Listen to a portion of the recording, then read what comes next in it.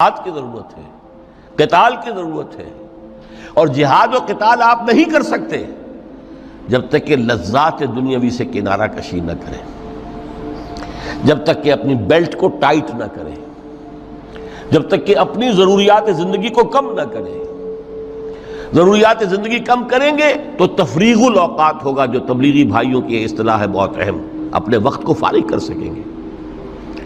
اس وقت کو فارغ کریں گے تو پھر وہ جد و جہد، وہ محنت، وہ جہاد، اس کے لیے آپ کے پاس وقت ہوگا، اس کو آپ لگا سکیں گے۔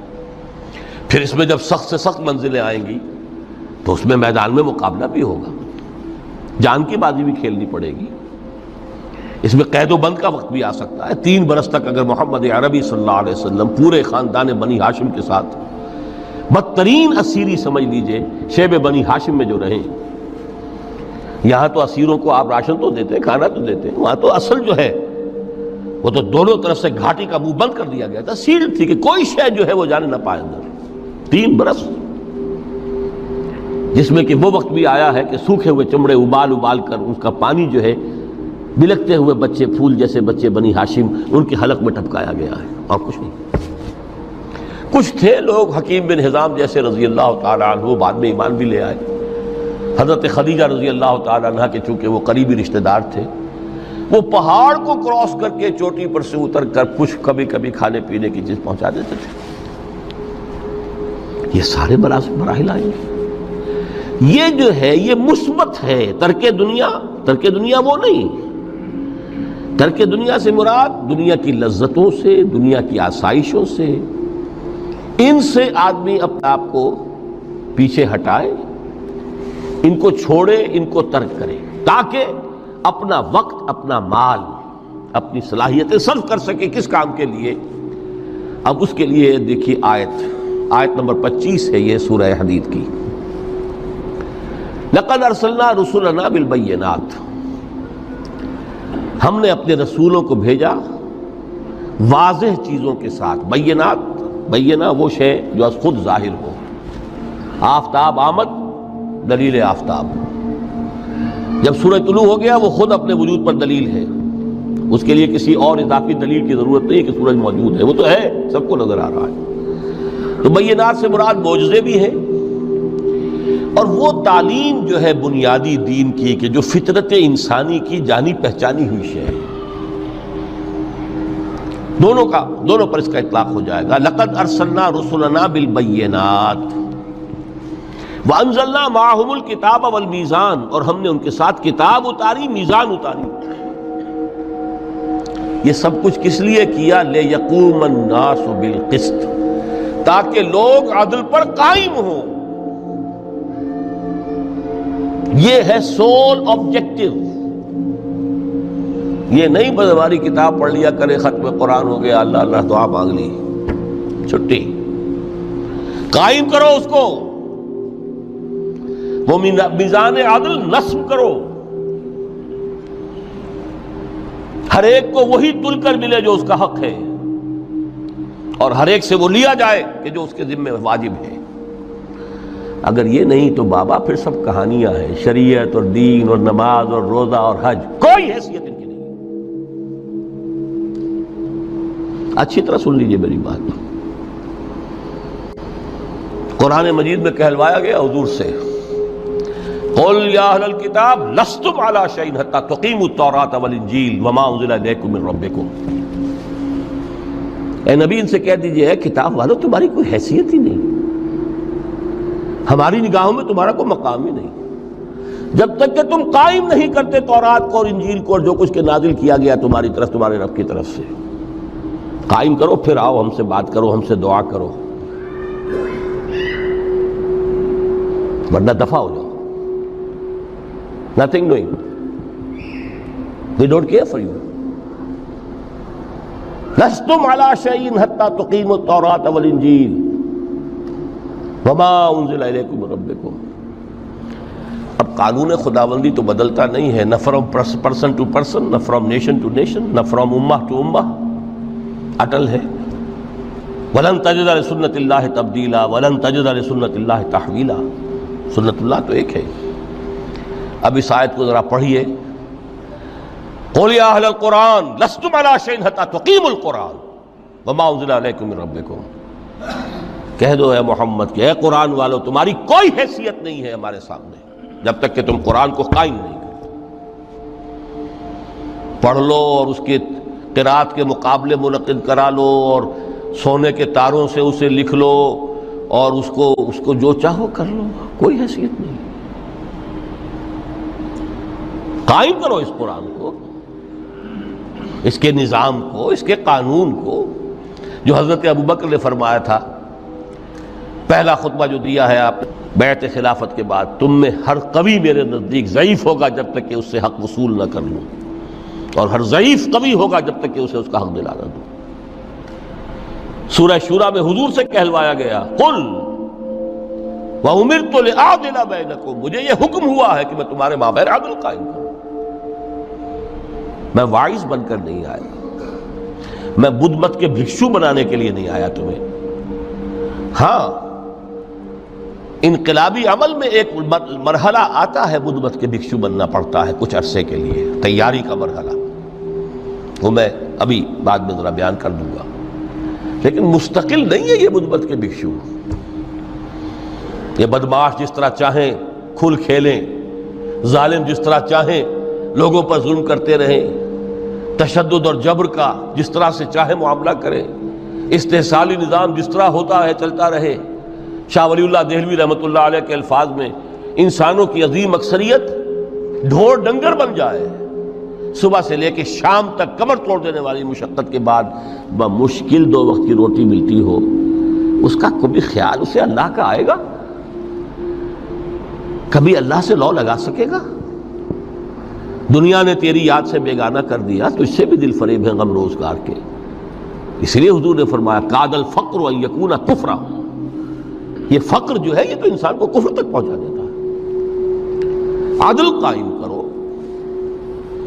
تو دیکھیے یہ آیت انتہائی گمبھیر آیت ہے قرآن مجید کی سورہ حدید کی، جس طرح وہ آیت متاع الغرور والی جس شان کے ساتھ سورہ حدید میں آئی ہے، اعلموا انما الحیات الدنیا لعب ولہو وزینۃ وتفاخر بینکم وتکاثر فی الاموال والاولاد کمثل غیث اعجب الکفار نباتہ ثم یہیج فتراہ مصفرا ثم یکون حطاما وفی الآخرۃ عذاب شدید ومغفرۃ من اللہ ورضوان وما الحیات الدنیا الا متاع الغرور۔ لیکن اس کا نتیجہ کیا نکلنا چاہیے؟ لقد ارسلنا رسلنا بالبینات وانزلنا معهم الکتاب والمیزان لیقوم الناس بالقسط۔ Now prepare for the shock۔ میرے نزدیک، میرے علم کی حد تک شاید دنیا کی کوئی انقلابی کتاب نہ ہو جس نے اس قدر عریاں طور پر کھل کر یہ کہا ہو کہ ظالموں کی سرکوبی کرو، کچلو ان کے ساتھ۔ وانزلنا الحدید، ہم نے لوہا بھی اتارا ہے۔ ایک وقت آتا ہے ظلم نہیں ختم ہوتا جب تک کہ لوہے کی طاقت ہاتھ میں نہ آئے۔ انزلنا الحدید، ہم نے صرف کتاب ہی نہیں اتاری ہے، لوہا بھی اتارا ہے۔ فیہ باس شدید، اس میں جنگ کی صلاحیت ہے۔ ومنافع للناس، لوگوں کے لیے کچھ اور منفعتیں بھی ہیں، کوئی توا پرات چمٹا یہ بھی بنا لو، ٹھیک ہے، لیکن اصلاً یہ اسلحہ کے لیے۔ وانزلنا الحدید، اسی تو سورہ حدید کا نام حدید ہے۔ فیہ باس شدید ومنافع للناس ولیعلم اللہ من ینصرہ ورسلہ بالغیب۔ اللہ دیکھنا چاہتا ہے کون ہے اس کے وفادار بندے جو اس لوہے کی طاقت کو ہاتھ میں لے کر مدد کرتے ہیں اس کی اور اس کے رسولوں کی غیب میں ہونے کے باوجود۔ ان اللہ قوی عزیز، ویسے اللہ قوی ہے، عزیز ہے، آنے واحد میں کفر کو ختم کر دے جب چاہے، آنے واحد میں ظالموں کا ظلم جو ہے وہ ختم کر کے رکھ دے، وہ سب کچھ کر سکتا ہے۔ لیکن پھر تمہاری آزمائش کیسے ہوگی؟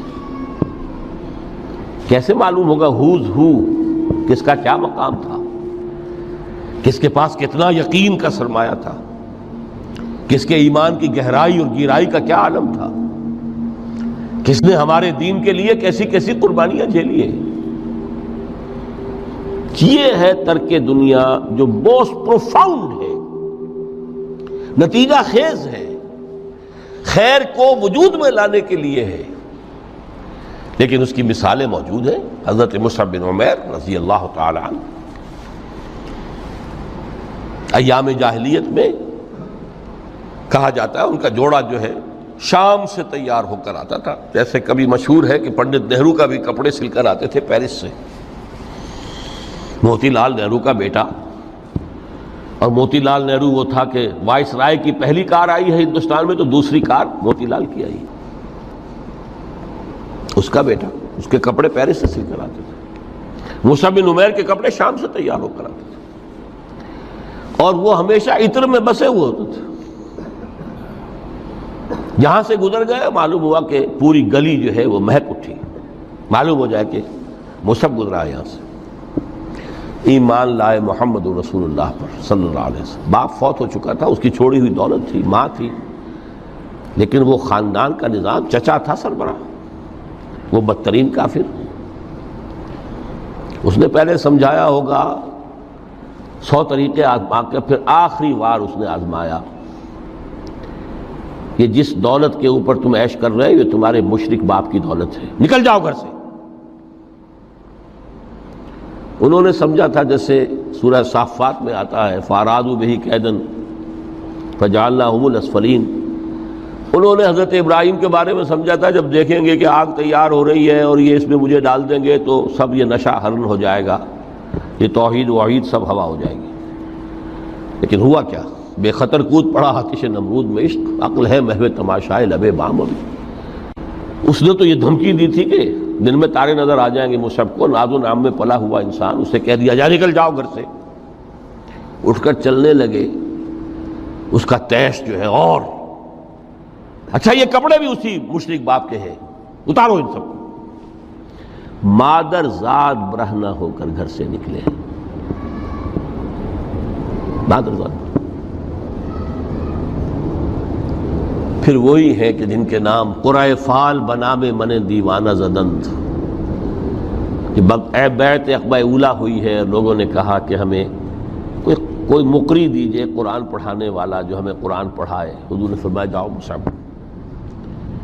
وہ مصعب وہاں جا کر مدینے میں المقری بن گئے، جا المقری، وہ آ رہا پڑھانے والا، اور 1 سال کی محنت دعوت اور تبلیغ اور قرآن کے پڑھانے کے نتیجے میں اگلے سال 75 افراد لا کر حضور کی جھولی میں ڈال دی۔ یہ مصعب ہے۔ شہادت ہوئی ہے غزوہ بدر میں۔ ایک مرتبہ اس سے پہلے کا واقعہ بھی ہے کہ حضور مسجد میں تشریف فرما تھے، سامنے سے حضرت مصعب گزرے، ایک پھٹا ہوا سا کمبل جسم کے گرد لپیٹا ہوا تھا، حضور کی آنکھوں میں آنسو آ گئے۔ از کجا تاب کجا، یہ دیوانہ جو ہے اللہ کا اور رسول کا اور دین کا کہاں سے کہاں پہنچا ہے۔ غزوہ احد میں علم ان کے ہاتھ میں ہے، جس ہاتھ میں علم ہے وار پڑا، کٹ گیا، دوسرے سے پکڑا، اس کو بھی کٹ گیا، پھر دونوں جتنے بچ گئے تھے حصے ان سے سنبھالا، پھر شہید ہو گئے۔ جسم پر صرف ایک چادر تھی، اوپر سے جسم ننگا تھا، صرف ستر کے لیے چادر۔ دفن کرنے لگے تو مسئلہ ہی پیش آ گیا کہ چونکہ شہید کے تو کفن جو ہے اس کا اپنا جو بھی لباس پہنا ہو شہادت کے وقت، حضور سے کہا گیا کہ حضور مصعب کی چادر تو اتنی چھوٹی ہے کہ سر ڈھانپتے ہیں تو پیر کھل جاتے ہیں، پیر ڈھانپتے ہیں تو سر کھل جاتا ہے۔ فرمایا سر کو چادر سے ڈھانپ دو اور پیروں پر اذخر گھاس لا کر ڈال دو، یہ آخری لباس نصیب ہوا ہے۔